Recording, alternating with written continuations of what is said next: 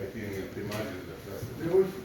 Estamos de hecho saltando una clase, debería haber habido un intermedio, pero dado el tiempo que nos han dado para hacer estos temas, tenemos que entrar directamente en el contenido. Vamos a rellenar con lo que faltará y empecemos con potenciales de membrana. Y empecemos pues de la forma más simple y directa. ¿Qué es un potencial de membrana? ¿Cómo lo definimos? Se llama potencial de membrana a la diferente distribución de cargas eléctricas a ambos lados de una membrana celular. ¿Ok? Diferente distribución de cargas a ambos lados de la membrana celular. Si ustedes se fijan en el contenido iónico de nuestro líquido extracelular y nuestro líquido intracelular, nos vamos a dar cuenta de que tanto fuera de la célula como dentro de la célula hay cargas positivas y hay cargas negativas. ¿Cómo se llaman a las cargas positivas en general? ¿Perdón? A las positivas. Cationes. ¿Y cómo se llaman a las cargas negativas? Aniones. Entonces hay cationes y hay aniones en el líquido extracelular y estas moléculas habitualmente están distribuidas molecularmente. ¿Qué significa? Que hay tantas cargas positivas como cargas negativas. Por lo tanto, positivos y negativos se neutralizan y esa parte no tiene carga eléctrica dentro. ¿Está claro ese punto? En el líquido intracelular, ¿cómo es la cosa? La cosa es exactamente igual. Existen cargas positivas y negativas y están distribuidas aquí molecularmente pues, de tal manera que el líquido intracelular en general también es electroneutro. Entonces, ¿de qué estamos hablando cuando decimos diferente distribución de cargas eléctricas a ambos lados de la membrana? Resulta que en un espacio muy próximo a la membrana celular se acumulan cargas positivas en el lado externo de la membrana y se acumulan cargas negativas en el lado interno de una manera excesiva. Por lo tanto, hay un exceso de cargas positivas afuera y un exceso de cargas negativas adentro. ¿Cómo se puede evidenciar este hecho? Utilizando un aparatito que probablemente todos hayan utilizado alguna vez, los voltímetros o los multímetros. Multímetros son más conocidos, ¿cierto? ¿Un multímetro qué es? Es un aparato que mide diferentes características eléctricas. Voltaje, amperaje, resistencia, voltaje continuo, corriente alterna, etc. Sin embargo, la esencia que necesitamos para medir las cargas eléctricas es el voltímetro. Fíjense ustedes en el arreglo que hemos hecho en la parte central. Se ha conectado dos electrodos a un voltímetro. Uno de estos electrodos se ha localizado por fuera de una célula, en el líquido extracelular, muy próximo a la membrana celular, y otro se lo ha introducido dentro de la célula, también en una distancia muy próxima de la membrana celular. Y cuando se hace eso, la carga eléctrica del voltímetro, que era cero, no tenía ninguna carga previa, entonces entra la aguja del electrodo y aparece una diferencia de carga. Fíjense entonces en el extremo, en el gráfico del extremo inferior derecho, aparece una diferencia de carga y es menos 60. Menos 60 es una cantidad arbitraria, podría ser otra. Lo simpático es que mientras esta célula se mantenga viable, para decir esté viva, esa carga eléctrica se va a mantener. Entonces es un buen indicador de que una célula está viva, el que conserve su carga eléctrica, que conserve su potencial de membrana. ¿Qué células tienen esa distribución tan particular de cargas eléctricas? ¿Cuáles? No, ninguna idea. No, ¿qué células tienen esto? todas las células del cuerpo. Todas nuestras células tienen eso y es una característica del estar vivas. Cuando se mueren las células dejan de tener su potencial de membrana. Las neuronas, por estar vivas, también tienen un potencial de membrana. Sin embargo, en las neuronas y en las fibras musculares, el potencial de membrana no se llama potencial de membrana siempre. En realidad lo vamos a llamar potencial de reposo. Potencial de reposo porque estos dos tejidos, el tejido nervioso y el tejido muscular, son tejidos que pueden cambiar el valor de su potencial de membrana. Mientras que el resto de las células del organismo no lo pueden hacer, es fijo. Un microeritrocito que de repente ni siquiera lo consideran una verdadera célula, no tiene núcleo, tiene su potencial de membrana, pero no lo puede cambiar, es fijo. Igual una célula hepática y cualquier otra célula. Pero el tejido nervioso, todas las neuronas, y el tejido muscular, todas las variedades del tejido muscular, pueden cambiar el valor de su potencial de membrana. Y entonces, para ser más específico, se les aplica a estos tejidos, que se los llama excitables, el nombre de potencial de reposo, para diferenciarlo de los otros valores de potencial que pueden adquirir. Y fíjense ustedes, tanto el uno como el otro tejido pueden adquirir un potencial que llamamos potencial de acción, que es un cambio brusco del valor del potencial de reposo que se dispersa a lo largo de toda la membrana celular, sobre todo de las neuronas. Por lo tanto, este cambio brusco del valor del potencial de reposo sirve para la comunicación. Mandan esos cambios de potencial a toda la superficie de la célula y a través de eso se conectan con las otras células que están conectadas a eso. Entonces, los potenciales de acción sirven para la conducción, para la comunicación. Además de esos potenciales de acción, existen otros que vamos a llamar potenciales locales. Esos potenciales locales son cambios transitorios, pequeños habitualmente, que se producen en un momento dado en una parte de la superficie de la membrana celular del tejido nervioso o del tejido muscular.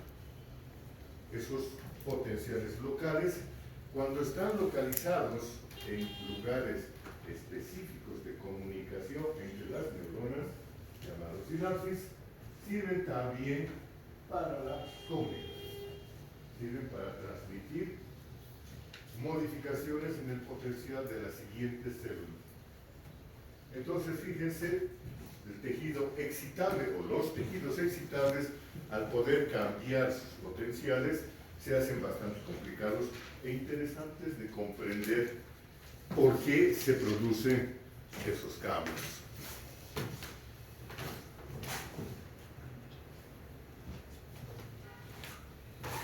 Vayamos a los datos. Aquí estamos resumiendo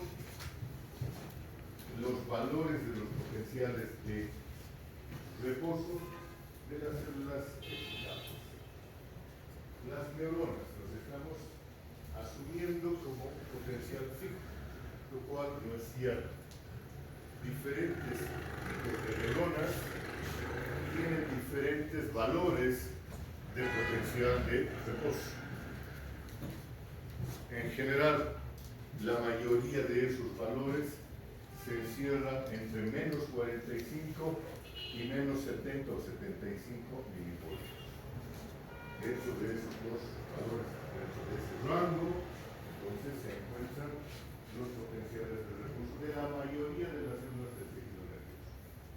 Hay una que otra que tiene valores diferentes, por ejemplo, los receptores retinianos, tienen un valor de menos 30 millones se han escapado de nuestro rango normal. Pero aparte de ellas, bueno, aparte de ellas y de otras, algunas, la mayoría pues conservan valores dentro de este rango. Para hacerla fácil para ustedes, vamos a poner un valor promedio. Un valor promedio que hemos fijado en el potencial de reposo para las neuronas será de menos 70 milivoltios. Entonces vamos a aceptar como si fuera verdad que ese es el valor unitario del potencial de reposo de todas las neuronas, sabiendo todos nosotros de que eso es solamente una aproximación, porque los rangos cambian, los valores se pueden ajustar un poco más aquí, un poco más allá. ¿Qué pasa con las fibras musculares? Las fibras musculares, existen tres variedades de fibras musculares: el músculo estriado, el que nos permite desplazarnos; el músculo cardíaco, el que nos bombea sangre a todo el cuerpo; y el músculo liso, el que maneja el funcionamiento de nuestras vísceras y vasos sanguíneos. Cada una de estas variedades de tejido muscular tiene valores promedio de potencial de reposo diferentes. Así, por ejemplo, el músculo estriado tiene un valor de potencial de reposo de menos 100 milivoltios aproximadamente.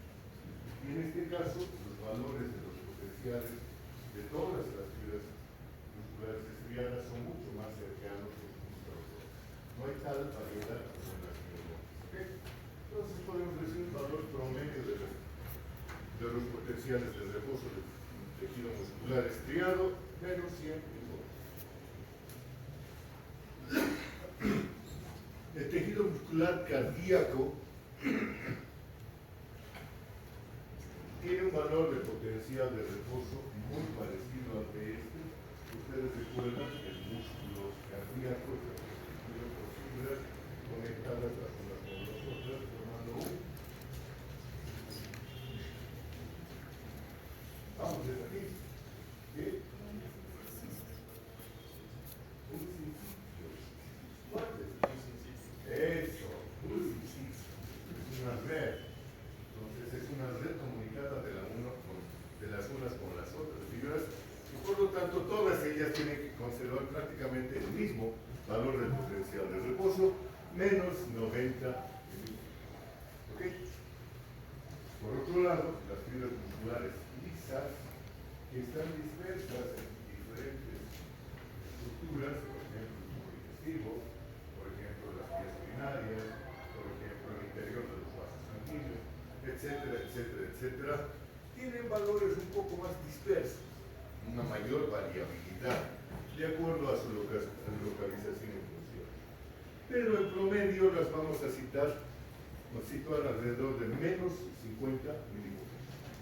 Entonces, nos quedamos claramente con valores fijos, diferenciados. Tejido muscular estriado, menos 100. Tejido muscular cardíaco, tejido muscular liso, neuronas. Perfecto. Entonces nos quedan claros estos que nos van a servir como valores de referencia. Fíjense ustedes que en todas las gráficas que hemos presentado estamos presentando un cambio en el valor del potencial de reposo. Para que no nos perdamos, ustedes fíjense acá en esta gráfica. Esta es la gráfica de una membrana neuronal. Lo que nosotros estamos marcando no es todo esto, es solamente este punto. No seas así. Este punto, no hay cosa de tocar, es muy sensible. Menos 70 milivoltios, constante. Esta variación que se puede dar para el tejido muscular liso, cuando estamos hablando de menos 50, estamos hablando de esta línea horizontal, cortita, pequeñita, o esta otra, y lo propio ocurre con el tejido cardíaco o el músculo estriado. Es ese valor fijo y constante. ¿De acuerdo? No piensen que es la variación que vamos a ver, que esos son sus potenciales de acción. No iba a ser bonito que les presente una rayita nada más, ¿no es cierto? Para hacerlo más atractivo al gráfico, hemos incluido los potenciales de acción, pero quiero destacar que el valor del potencial de reposo no es nada más que esta insignificante línea horizontal antes del potencial de acción. ¿Estamos? Ok.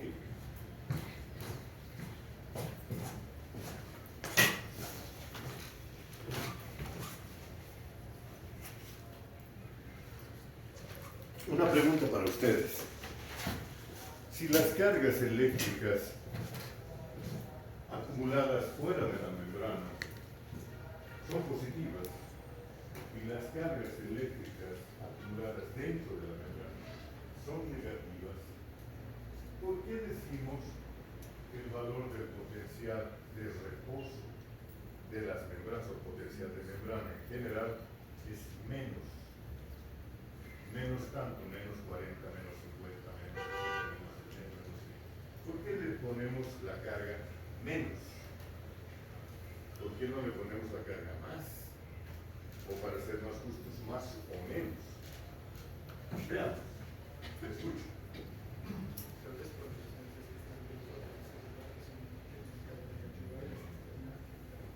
Pero porque volvemos menos, no volvemos más. Mentira, existe tanta carga negativa dentro como carga positiva afuera. No hay una diferencia entre nada. Las cargas positivas que se acumulan afuera son iguales a las cargas negativas que se acumulan dentro. Entonces, decimos menos.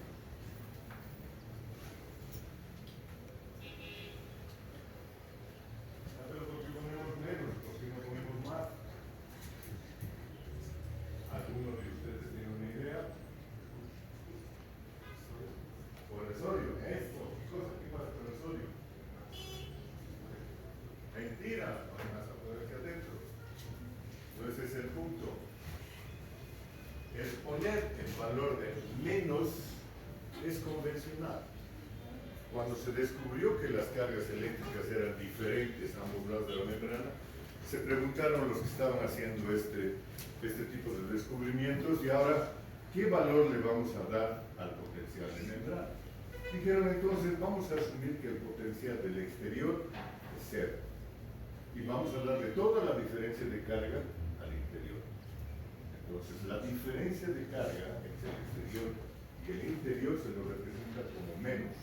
Y la cifra que hemos dado es total de la diferencia de carga, como si la estuviéramos solamente registrando en el interior. Es una convención. Convencionalmente se pone menos 45, menos 70, menos 100, etc. ¿Está claro? Sí.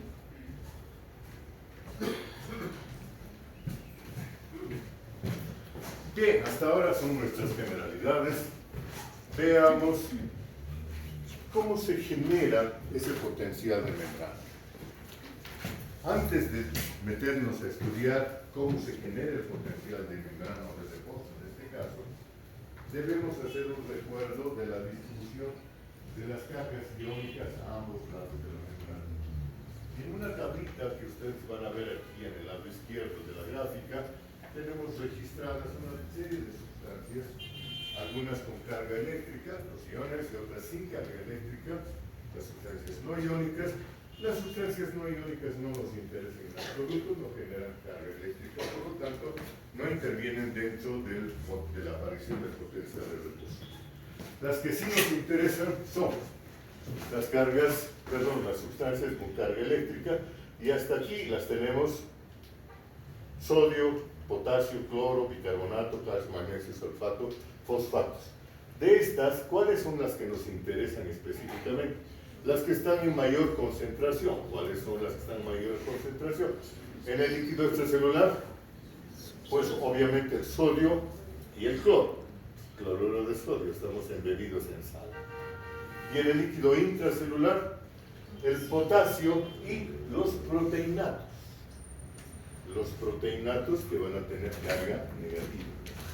Cuando contabilizamos la distribución de estas cargas positivas y negativas afuera, o las cargas positivas y negativas adentro de la célula, vemos que hay tantas cargas positivas como cargas negativas, lo que dijimos a un principio.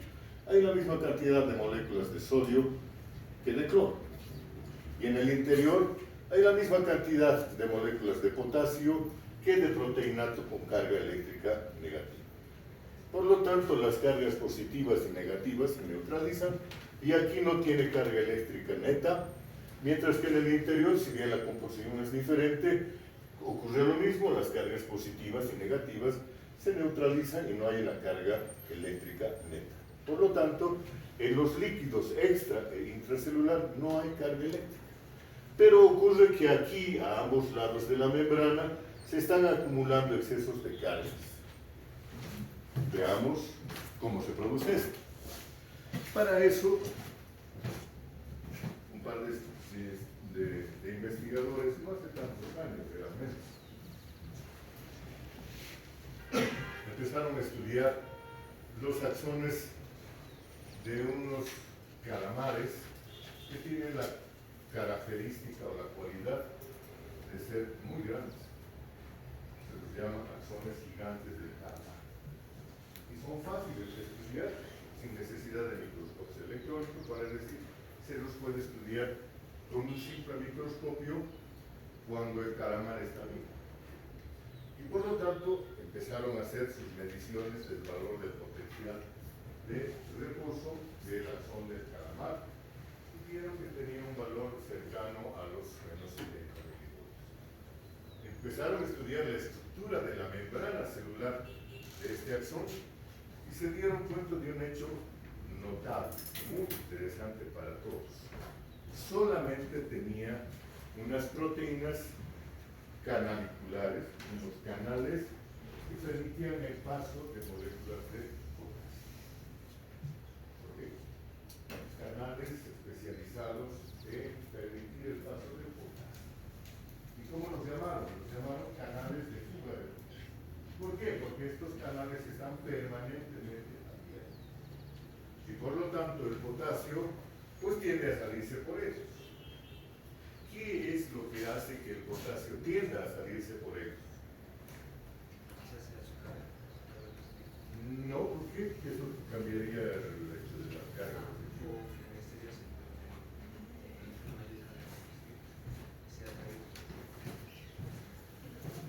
Se fijan, la concentración del potasio en el líquido intracelular es mucho mayor que la concentración del potasio en el líquido extracelular. Vale decir, 140 miliequivalentes o milimoles, como ustedes prefieran considerarlos, versus 4 miliequivalentes o milimoles. Hay una diferencia que nosotros llamamos un gradiente de concentración. Está más concentrado en un lado que en el otro lado.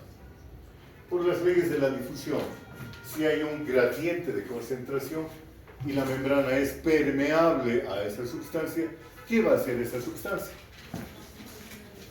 Va a difundir, por supuesto, empujada por la presión de las moléculas del lugar donde hay mayor concentración.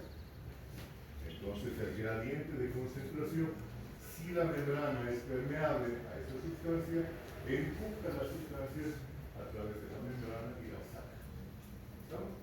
¿Cuál es el propósito de este proceso? ¿Cuál es el propósito? ¿Para qué la saca? Para que la concentración a ambos lados de la membrana sea la misma. ¿Cierto? ¿Estamos claros? Están durmiendo. Los de atrás ya están durmiendo. Entonces, según las leyes de la difusión, tendría que salirse el potasio la cantidad suficiente hasta que la concentración afuera sea la misma que la concentración adentro.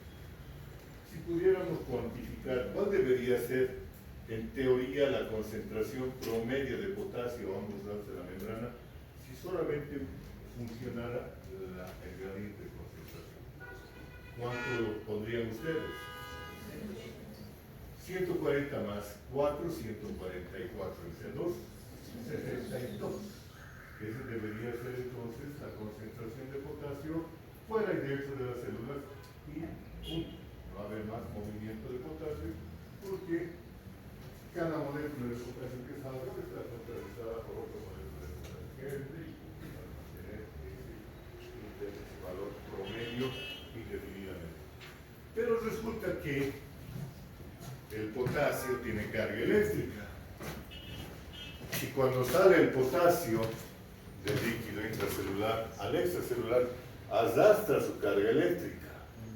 y esa carga eléctrica no es compensada con la aparición de ninguna carga negativa dentro.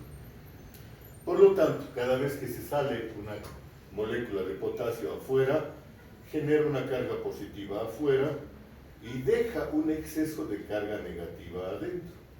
Porque el proteinato no se puede mover.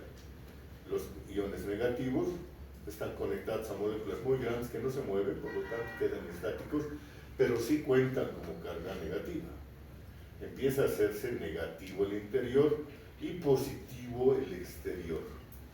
Mientras más carga positiva salga, ¿qué pasará con el valor de la carga positiva en exceso?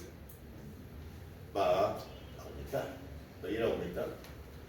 Y eso va a generar alguna diferencia de cargas. Sí, señor, se van a acumular positivas afuera y negativas adentro. Se va a generar un gradiente eléctrico. Al haber cargas en exceso positivas afuera y en exceso negativas adentro, va a haber una otra fuerza que va a tender a hacer algo. ¿Qué va a tender a hacer esta fuerza? La fuerza del gradiente eléctrico.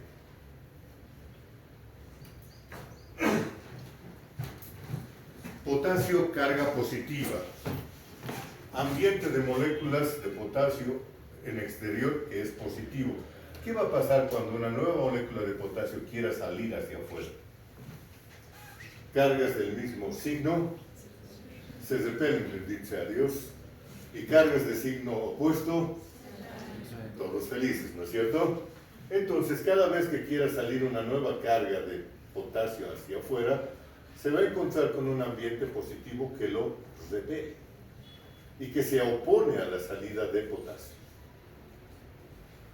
¿Ok? Considerando este otro gradiente que ha aparecido, ¿hasta cuándo se va a producir movimiento de iones potasio a través de la membrana? Va a ser, como dijimos hace un momento, hasta que los valores de concentración del potasio se equilibren. ¿Sí o no? No, no va a ser así, porque ha aparecido una nueva fuerza, el gradiente eléctrico, que se opone al movimiento de iones potasio a través de la membrana y combate al gradiente de concentración. Entonces, ¿hasta cuándo van a salir iones potasio hacia afuera? Tú sí, Amado. ¿Hasta cuándo? ¿Para siempre? No es así. Por favor, otro periodista.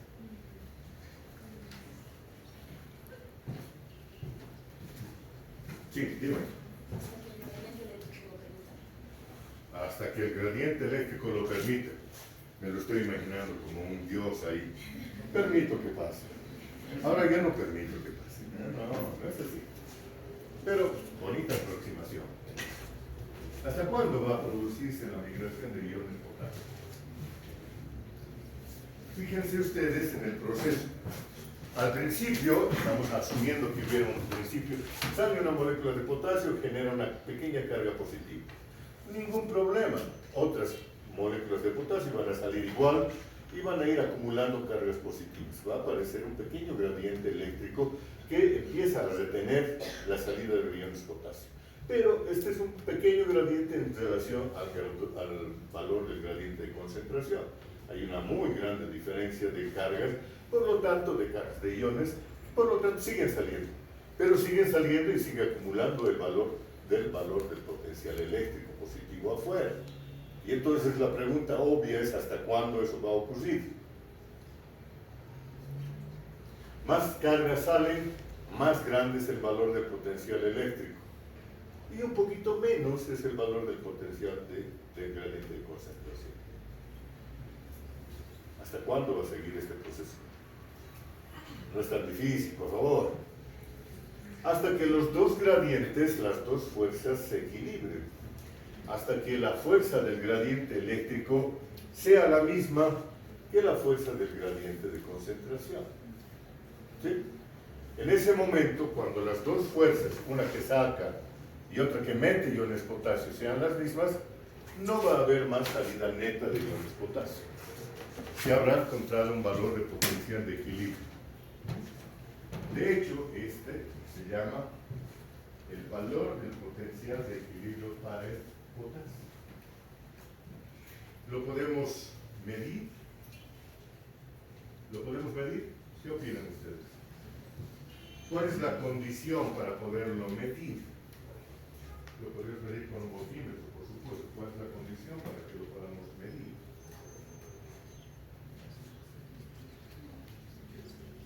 Sí, por supuesto que este libro está más, porque si se murió ya no. Pero otra condición. Alguna se te ocurra, ayúdanos.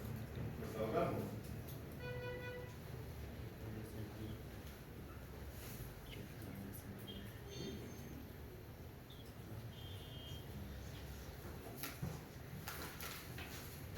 Que este cambio sea estable, permanente, que no se modifique. ¿Ok?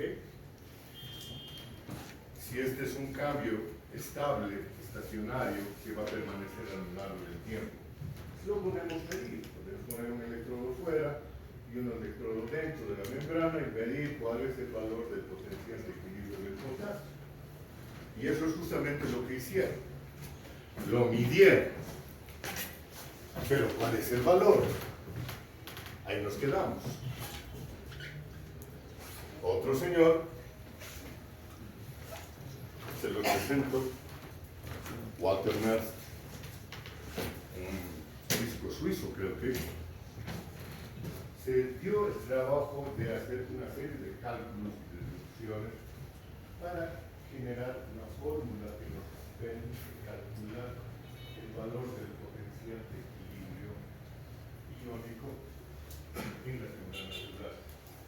Él trabajaba en Rosario y no trabajaba en la biología, pero se dio cuenta de que la fórmula que él había encontrado se aplicaba perfectamente a las membranas celulares, por lo tanto tenía aplicación biológica. Y él generó lo que llamamos la ecuación de Nernst. No se asusten, por favor, por la cantidad de letritas raras. Aquí están los elementos de la ecuación de Nernst. La constante general de los gases representada con R, la temperatura absoluta en grados Kelvin, dividido entre el Z, que es la carga iónica del ion del que estamos hablando, en este caso positiva para el potasio, y la constante de Faraday, por el logaritmo, en base natural, de la concentración del ion por fuera, dividido entre la concentración del ion por dentro. Para las condiciones biológicas de nuestra temperatura 37 grados, nuestra composición iónica relativamente constante y el resto de las otras variables, la constante general de los gases a la presión atmosférica de 760 millones de mercurio, etc., se puede reducir todo esto a una ecuación tan simple como esta. El valor del potencial de equilibrio iónico es igual a 61.5, en realidad es más o menos 61.5, por el logaritmo de la concentración del ion fuera de las células dividido entre la concentración del ion dentro de la célula. Out, in. ¿Ok? Fuera, exterior, lo que ustedes quieran ponerle, el concepto tiene que ser claro. ¿Está claro ahí? ¿Hasta ahí están siguiéndome? Y entonces, ¿por qué no aplicamos esta ecuación al potasio y sus concentraciones? Aquí está lo que quedaría la ecuación del potasio, del equilibrio iónico del potasio, 61.5 por el logaritmo de la diferencia entre el potasio del líquido extracelular dividido entre el potasio del líquido intracelular. Cambiamos valores, 140 abajo, 4 arriba, hacemos la división, nos sale 0.0285. La división de 4 entre 140. Saquen ahora sí sus calculadoras y los que están grabando dejen de grabar, vean. Utilicen la calculadora. Hay logaritmos naturales, hay logaritmos de base 10. Vamos a usar los logaritmos de base 10. Sáquenme el logaritmo de 0.0285. ¿Cuánto es?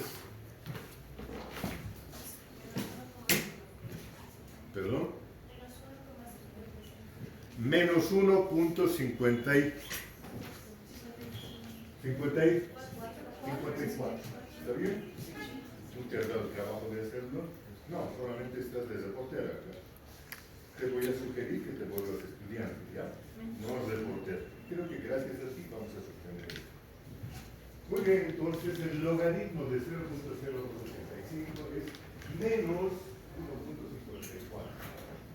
Multipliquemos eso por el valor de la constante que habíamos encontrado, 61.5. ¿Y cuánto nos sale? Menos 94. Si estamos hablando de un valor de un potencial eléctrico, es menos 94 milivoltios.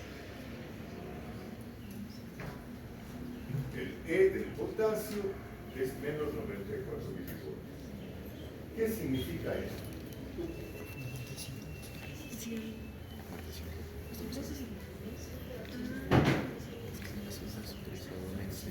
pero en términos de movimiento iónico, específicamente.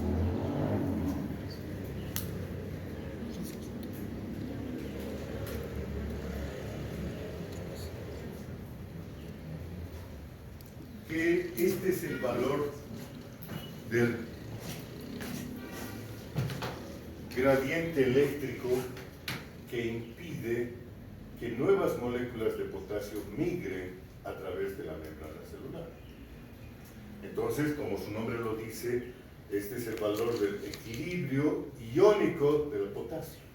Volviendo atrás, cuando decíamos que va a salir potasio hasta que la fuerza de su gradiente eléctrico iguale a la fuerza del gradiente de concentración, lo que hemos hecho es eso, justamente calcular el valor del gradiente de potencial eléctrico. Cuando el potencial eléctrico tenga ese valor de menos 94 milivoltios, se opone a la fuerza del gradiente de concentración y ya no hay flujo neto de iones potasio. Y se cumple la premisa que habíamos dicho, que sea constante. Porque cuando los dos gradientes se han igualado, ya no hay más flujo neto de iones potasio, ¿no es cierto? Y por lo tanto ese valor de potencial de equilibrio se va a mantener. ¿Está claro? ¿Sí? Y ahora eso, ¿qué tiene que ver con el valor del potencial de membrana o de reposo? Ese es el valor del potencial de reposo. ¿Qué opinan? ¿Sí o no? No, ¿por qué no? ¿Por qué no? Vamos, rápido.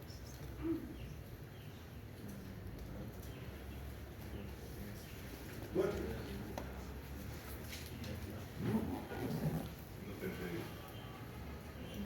Tú, por favor. Estamos hablando de... Exactamente. Solamente estamos hablando de 1 millón. Pero resulta que en el celular hay varios iones y en el celular ¿cierto? Y esos otros iones, ¿acaso no cuentan? Evidentemente, si no tuvieran canales a través de los cuales se mueven estos iones, este sería el valor del potencial de reposo de la membrana del axón gigante del calamar. Pero si la membrana tuviera canales permeables a otros iones, entonces no sería el valor del potencial de la membrana, solamente sería el valor del potencial de equilibrio del potasio. ¿Sí? ¿Está claro eso?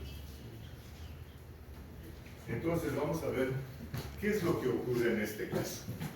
Dicho sea de paso, cuando midieron en los calamares el valor del potencial del potasio, el valor del potencial de equilibrio del potasio, lo que encontraron fue una cifra muy parecida a esta. Entonces, para el calamar, para el axón del calamar, evidentemente, al solo tener canales de potasio, este es el valor del potencial de reposo de esa fibra.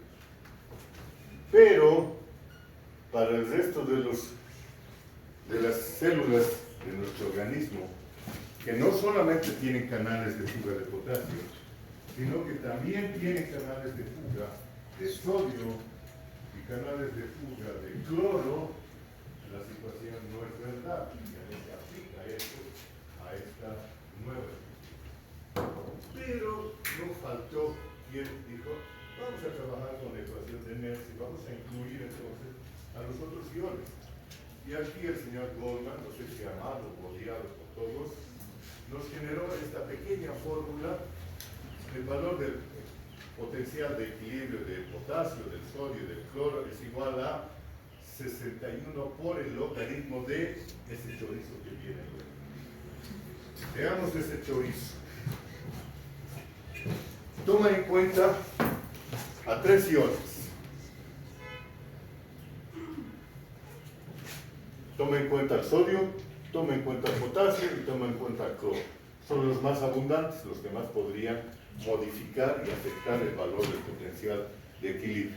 Bien, además de sus concentraciones en el exterior y en el interior, en el exterior y en el interior, y en el interior y en el exterior para el ion electronegativo, el cloro, no se olviden que la Z era el valor del potencial de la carga eléctrica del ion, y en este caso, para que se lo puedan meter en una misma fórmula, se ha invertido esto para poner todos por igual. Entonces, exterior de sodio, exterior de potasio e interior de cloro.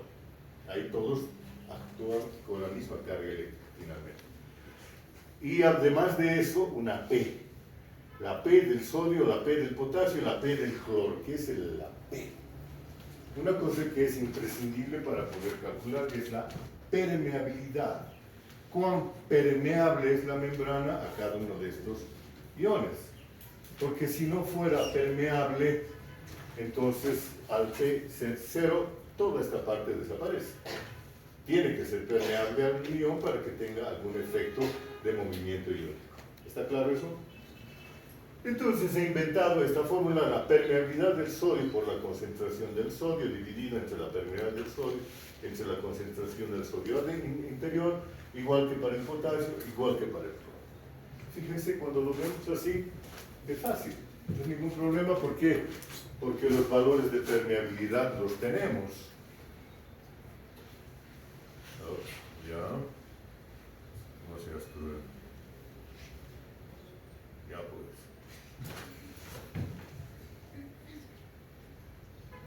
Aquí están los valores de permeabilidad de esos 3 iones. Sodio, 142 afuera, 10 adentro. Potasio, 4 afuera, 140 adentro, ya lo sabíamos. Y cloro, 103 afuera y 4 adentro. Tenemos los valores de concentración. ¿Qué necesitamos saber? Los valores de permeabilidad. Bueno, aquí abajo está medio entreverado, no sé por qué. No está escrito así. Están los valores de permeabilidad para el potasio, que resulta ser el valor de referencia, al cual le han dado un valor 1. Y están comparando contra esa permeabilidad la permeabilidad del sodio, que es infinitamente menor, 0.04. Una 25ª parte de la permeabilidad del potasio es la que tiene el sodio. ¿Qué significa eso? Que tiene muchísimos menos canales de fuga de sodio que canales de fuga de potasio. Y la permeabilidad del cloro, que es 0.45, casi 0.5, casi la mitad. Que hay entonces la mitad de canales de cloro que la cantidad de canales de potasio. Entonces, con esos valores de permeabilidad ya podemos trabajar. Empiezo entonces a aplicar esto. No es así.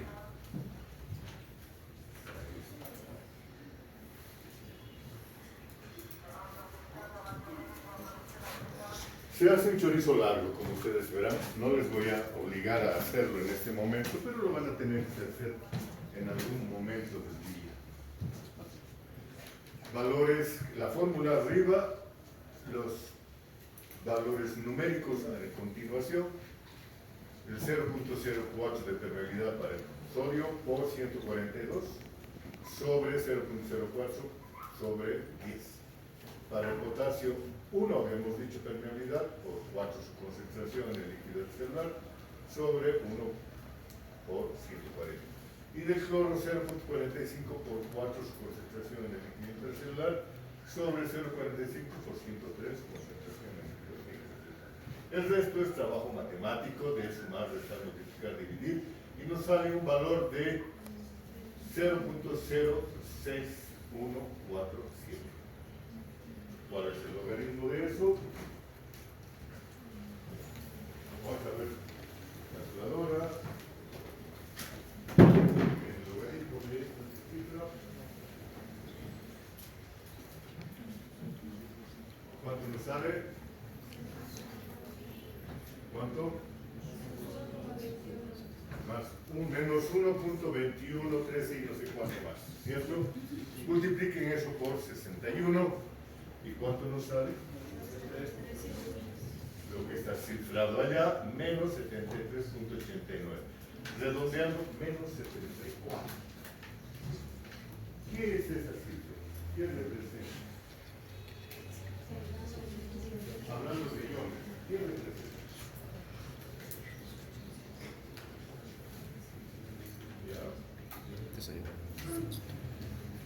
El valor del potencial de equilibrio eléctrico de la membrana para ion sodio, potasio y cloro. ¿Cierto? No es solamente para el potasio, como en la ecuación de gas. La ecuación de Borda se aplica a varios iones. Y siendo estos los más importantes y abundantes iones a ambos lados de la membrana celular, este valor de equilibrio iónico para esos tres iones se convierte en el valor del potencial de reposo. Ahora sí, estamos hablando del valor del potencial de reposo para esa membrana cuando se den esas concentraciones iónicas con esas permeabilidades. Entonces ustedes podrían calcular el valor del potencial de reposo para cualquier célula a condición de conocer la concentración de los iones a la membrana, la permeabilidad de la membrana para cada uno de los iones y más. Que se mantengan sin cambio. Entonces ustedes en este momento pueden calcular el valor del potencial de reposo de las células nerviosas o el valor del potencial de membrana de todas las células de nuestro organismo. ¿Está claro? Bueno.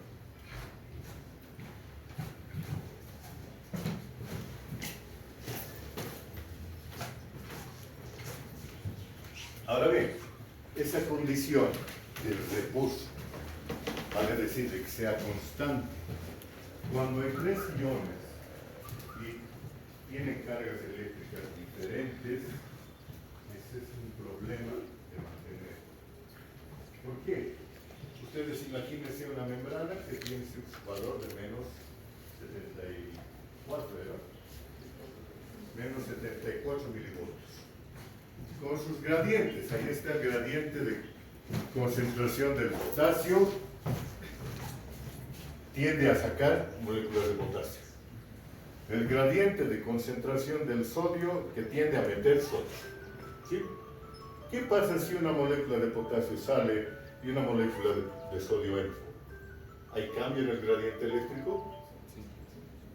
A ver, ¿quién es lo mejor? Si una molécula de potasio sale y entra una molécula de sodio, ¿hay cambio del valor del gradiente eléctrico? No, pero hay cambio en el valor de la concentración. Y eso sí si se sigue dando cada vez que sale una carga de ion potasio, entra una carga de ion sodio, ¿hasta cuándo va a seguir esto? Hasta que las concentraciones de sodio y potasio fuera y dentro se igualan. ¿Qué pasaría si es que ocurriera eso? ¿Qué pasaría con el valor del potencial eléctrico? Si se igualan las cargas de sodio adentro y afuera y se igualan las cargas de potasio adentro y afuera, ¿habría potencial eléctrico? ¿Habría gradiente eléctrico? No, desaparecería. Entonces, ¿cómo es posible que esta condición de la permanencia se dé? Necesitamos algo que mantenga esas concentraciones constantes. ¿Y cuál es ese algo? Se las presento. La bomba sodio-potasio TPase. Esta bomba lo que hace es sacar moléculas de sodio del interior de la célula hacia afuera y meter moléculas de potasio del exterior hacia adentro. Entonces, cada vez que pueda, y que pueda significa que le lleguen moléculas de ATP que le ponen energía, esta bomba va a empezar a sacar el sodio y meter el potasio. Es una bomba electrógena, porque genera más salida de sodio que entrada de potasio. Por cada 3 moléculas de sodio que saca, 2 moléculas de potasio entran. Entonces genera una pequeña carga eléctrica. Cuando trabaja, genera una pequeña carga eléctrica. Esto lo vamos a guardar para después cuando hablemos de las variaciones de los potenciales. Entonces, ¿quién es el encargado de mantener la estabilidad del potencial de membrana? ¿Quién se encarga? Repito, ¿quién es el encargado de mantener la estabilidad del potencial de membrana? Es la bomba sodio-potasio. ¿Quién es el que genera el potencial de membrana? ¿El gradiente de concentración de quiénes? Del potasio principalmente, adicionalmente y muy poquito sodio y más o menos el cloro. Pero ¿cuál es el más importante de entre ellos 3? El potasio. ¿Y cuál es el vehículo a través del cual genera su potencial, su aporte al potencial de membrana de ese potasio? ¿Lo hace a través de qué? De la cantidad enorme de canales de fuga de potasio. ¿Está claro entonces? Muy bien. Nos vamos a saltar esto que lo vamos a dejar como tarea para después, pero lo que quiero ahora es que ustedes me expliquen esto rápidamente. A su entender, tú, primera pregunta. Fuerte. ¿Cuál es el ion más importante para generar el potencial de reposo? ¿Sí?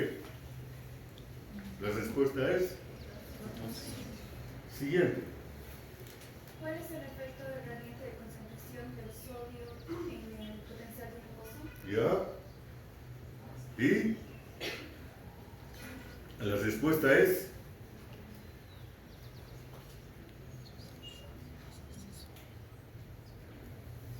den cuerda, por favor, ayúdenos, cámbienle las pilas, pónganles a ayudar. No, nada, tú, por favor. La de al lado. El de al lado. Hasta ahí nomás hemos llegado. Tú, sálvanos, por favor, tú, la del pilar. Sí, tú. Es la segunda pregunta, sí. Mínimo, ya, perfecto. Tercera pregunta, tú, la de negro.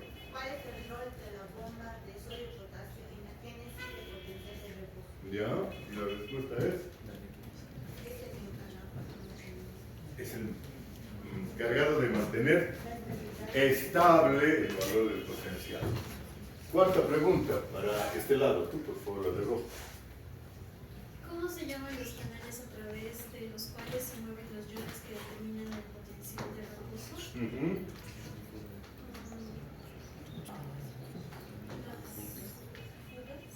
¿Perdón?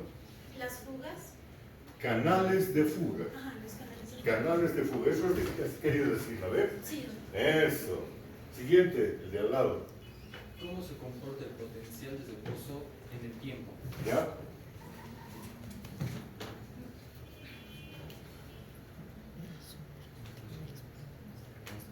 La de atrás.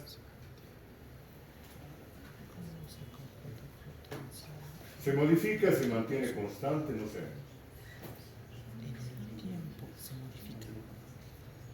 ¿Y tu respuesta es? No sé.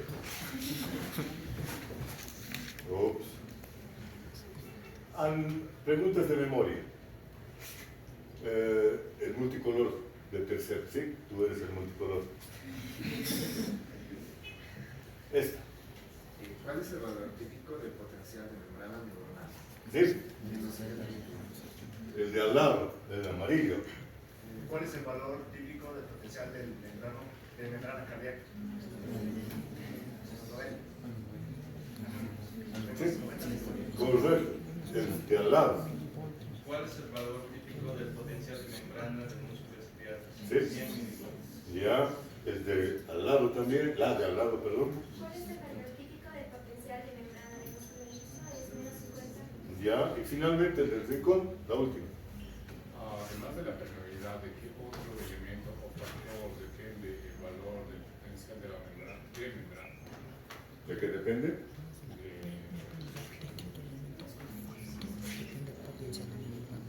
De esa potencialidad o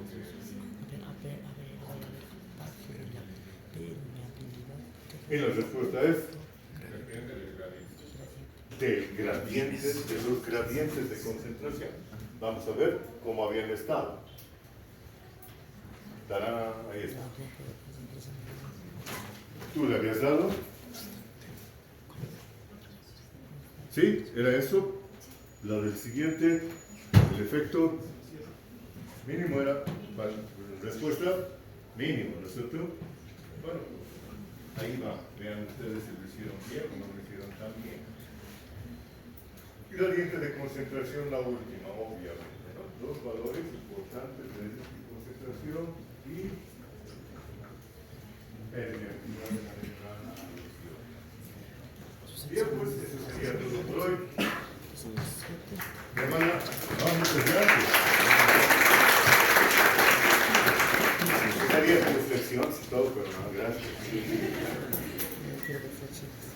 Fíjense que aquí estamos jugando con valores de potencial de membrana en diferentes situaciones. En reposo, cuando la permeabilidad de potasio es 1, del sodio es 0.05, del cloro 0.45. Pero cuando hay solamente permeabilidad al potasio y los otros no, o cuando hay solamente permeabilidad al sodio, o solamente permeabilidad al cloro, o solamente cuando la permeabilidad del potasio aumenta 10 veces, o cuando eso ocurre con el valor de la permeabilidad del sodio aumenta 10 veces en relación al potasio, o cuando esto aumenta en relación a la permeabilidad al cloro. Y cada una de estas situaciones ustedes tienen todo lo que necesitan para calcular el valor del potencial.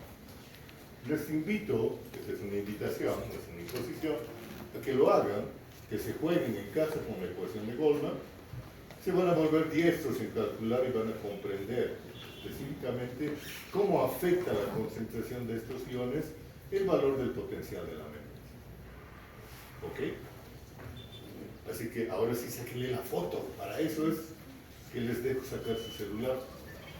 Sáquenle la foto, hagan ese trabajo y los que lo deseen, lo estoy dejando libre, me lo traen para mañana con su desarrollo.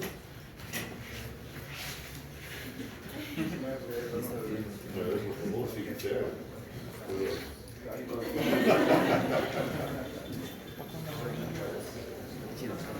¿Ya?